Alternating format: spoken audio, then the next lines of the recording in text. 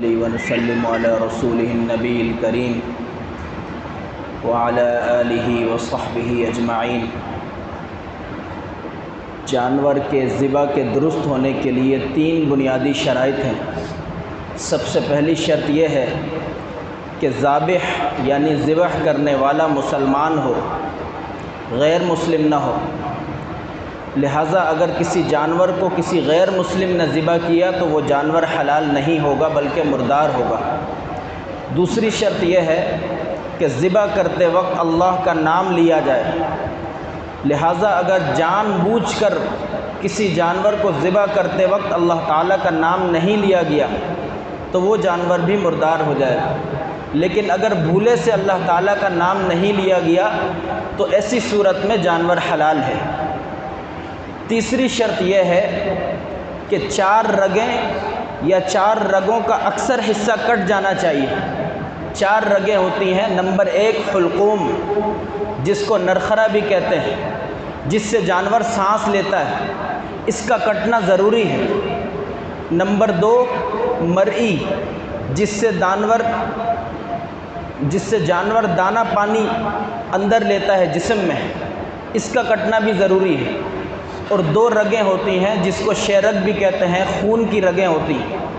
ان 2 میں سے یا تو 2 کٹ جائیں یا کم سے کم 1 ضرور کٹے۔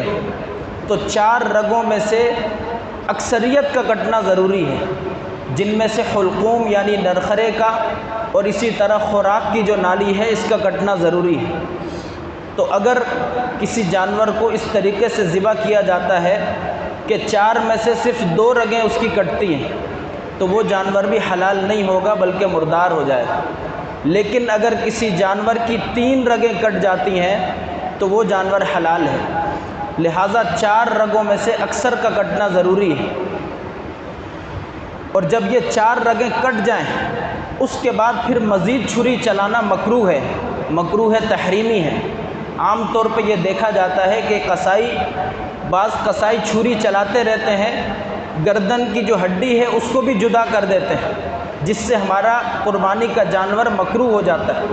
اور بعض اس سے بھی زیادہ مبالغہ کرتے ہیں کہ سر کو تن سے جدا کر دیتے ہیں جانور کو ٹھنڈا ہونے سے پہلے، یہ بھی مکروہ ہے۔ سنت طریقہ یہ ہے کہ جب جانور کو ذبح کیا جائے تو اس کی 4 رگیں کاٹی جائیں، اس کے بعد اس کو چھوڑ دیا جائے جب تک کہ وہ ٹھنڈا نہیں ہو جاتا، اس کی جان اچھے طریقے سے نکل نہیں جاتی، تب تک کہ اس پر مزید چھری چلانا، بعض حرام مغز میں چھورا گھونپ دیتے ہیں، یہ بھی مکروہ ہے اور بہت شدید مکروہ ہے۔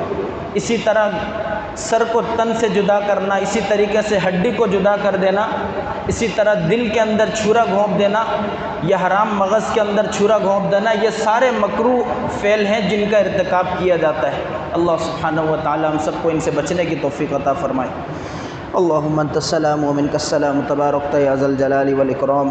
اللہم انا نسألک العفو والعافیۃ فی الدنیا والآخرہ، آمین برحمتک یا ارحم الراحمین۔